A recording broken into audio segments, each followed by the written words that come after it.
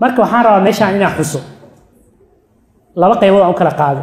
1960 iyo 2025 maxaa common economic issues 1960 maalintii Soomaaliya la yiri xoraati oo xorriyadda ay Soomaaliya labada gobol la isku daray arrimihii taagnaa maanta kuwa taagana jira كو محاكمة لعقتها كمية كارث صوماليا كون سجال بقولي كونتنكي هذا كورنا فيديوهات عرفتين على يابا صوماليا داخلية ممكن لو قال هذا إني دولة كميل جارة أو اسمها مولان دولة عبد الله عيسى كون سجال بقولي كونتنكي دولة الصومالية وحالة ثمي جديجا لعقت الصومالية جديجاس بيس كود انتوها صومالي يحسبوا جرين طليان حفيزكود wuxuu ku yaal Rome gudiyaas waxa loo xil saaray Soomaalida inay lacag noocay yeelanayaan Talyaanigu wuxuu soo jeediyay saddex option wuxuu lacagta Talyaaniga qaata lacag iska dhaafa maalinta xurriyadda qaataan lacagta liiraha Talyaaniga isticmaala option ka labaad wuxuu yiri waxaan sameynaynaa lacag cusub laakiin waxaan ku xireynaa Talyaaniga waxa jira wax loo currency pegging economic lacag markaa soo saarto waa inaad lacag kale ku xigto Soomaaliya ku jaangoys wuxuu yiri Talyaani ku jaangooy Soomaalida labadaas option waa diideen waxay anaka lacag gaar ah rabnaa oo Talyaaniga aan ku xireenin magacyadeena leh sawiradeena leh 1950 dhamaadkiisa lacag la soo saaray loo bixiyay Soomaaliya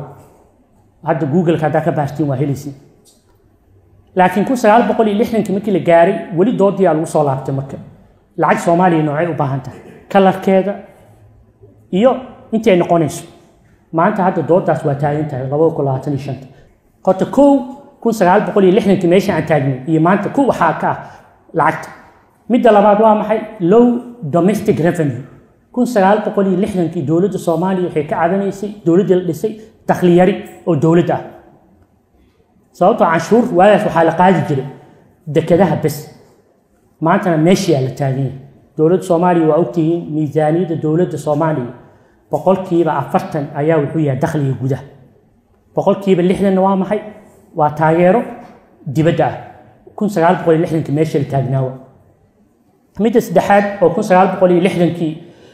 la taagnaa maanta la taagan waa maxay dependence on foreign expatriate waaragtay waraysiyada odayaasha ay ka sheekeynayaan wasaaradda hebel markii la dhisay waxaana loo keenay 2 nin oo Talyaani 2 nin oo Ingiriis wasaaradda inay nala dhisaan horta maanta Talyaani Ingiriis wasaaradaha ma dhex joogaan laakiin advisorada dawladda ku jira ee advisor ku magacaaban ee hay'ad lacag ka qaata mashruuc advisorkiisa ugu dambeeya waa qof ajnabi oo hay'adaas ay qortay marka wali maxaa ku tiirsanahay foreign expatriate midda afar shanaad macnaheedu in ajnabi ku tiirsanahay ma Soomaali insa aqoon lahayn saas u fahmi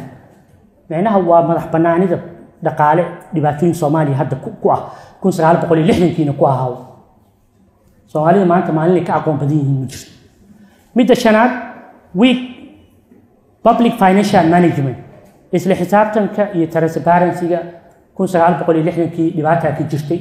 hada xasuustaan buug ayaan dawlad soo bandhigay aadacada uu qoray oo nooshiisa uga sheekeynay waxa ku jiray in lacaga deeqo la siiyay